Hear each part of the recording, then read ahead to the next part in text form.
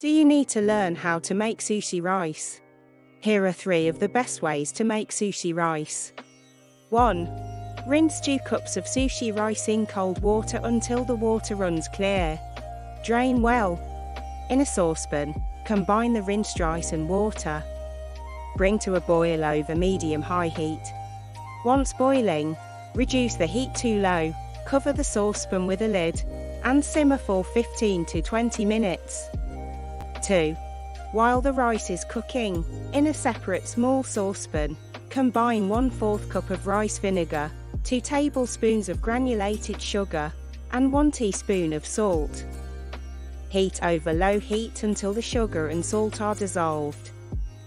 3. Once the rice is cooked, transfer it to a large mixing bowl. Drizzle the vinegar mixture over the rice and gently fold it in using a wooden spatula, ensuring each grain is coated. Let the seasoned sushi rice cool to room temperature before using it to make sushi rolls.